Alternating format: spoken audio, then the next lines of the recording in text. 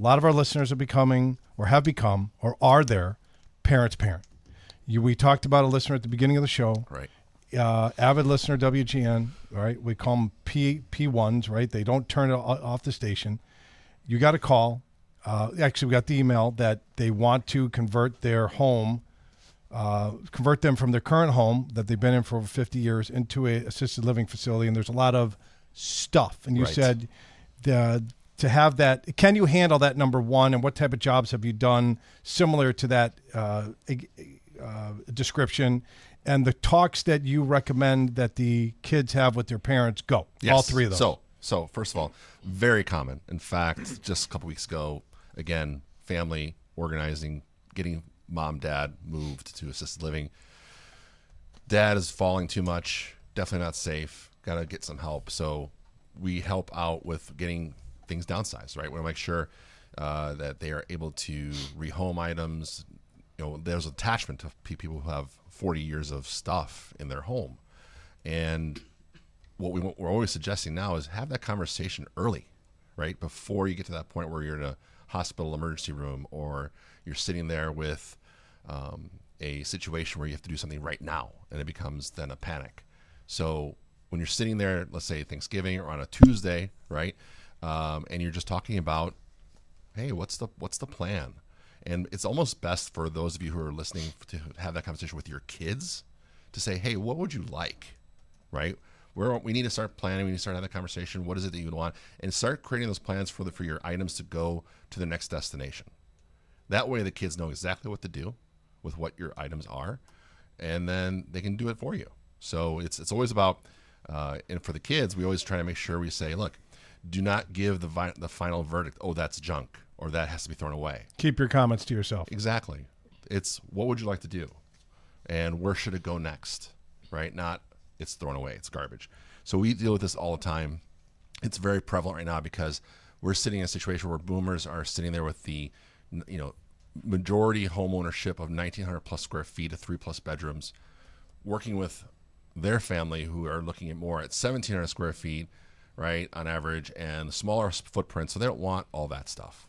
And so we have to make a plan for it. Igor asked you something about, do you dispose of it? Do you sell it? If there's something valuable, how do you handle that? Can you, in a minute, explain what? Actually, we got a couple of minutes. Yeah. Yeah. How does all that work? So we stand by our mission, and that is to rehome and keep things out of landfills. So we work with 44 different charity partners. So first and foremost, it's how do we donate first? Give your items a new journey. Give them a new home. I like that. Give your items a new journey. Yeah, it's cool. There's a continuum, right? And let that continuum continue. Yeah. And so what we do is we work with them to get those things donated. We also give them back the receipts because we can't claim it; it's not ours. So we give those receipts back. Oh, so they could use it as a tax donation, absolutely, right? Heck yeah! So it's the gift that keeps on giving. That's right, and it helps defer costs. Yeah. Right? So we look at that, and then also look at disposal, keep that to a minimum. Recycling is our next option after rehoming and donating. So it's really that whole process of working through those levels and making sure we get items to the point. How does that compare to the other? You got competitors that are out there, so growing every day, right? Yes. How does your model compare to their model? Do they do the same process? Donate, recycle? Do you even know? I don't know. Well, I get naive consumer. In what we've found in working with our customers, right, and who have come back to us, who have repeat business, also, and said, you know what, I'm so appreciative of the fact that you worry about what the next step is for our items, and not to know that it just goes to the landfill or or that awful smelling transfer station, right? And that's where a lot of our competitors, because it's just cheaper to throw it away.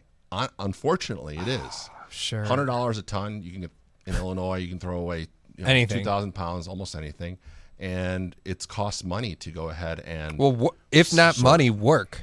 Right. Right. I mean, it's with intent and purpose, right. Which is, I mean, I love that about you guys. Like, that's so cool. Like, it's a mission, right? It's not just a mission. Not get rid of your stuff and throw it away. Get rid of it and right. And so send it on its journey. So, for example, right now too, like you'll see a lot of the boomer generation, they're moving to downsize, and they use estate sales, which is great. Another option, resell it, rehome it, whatever is possible.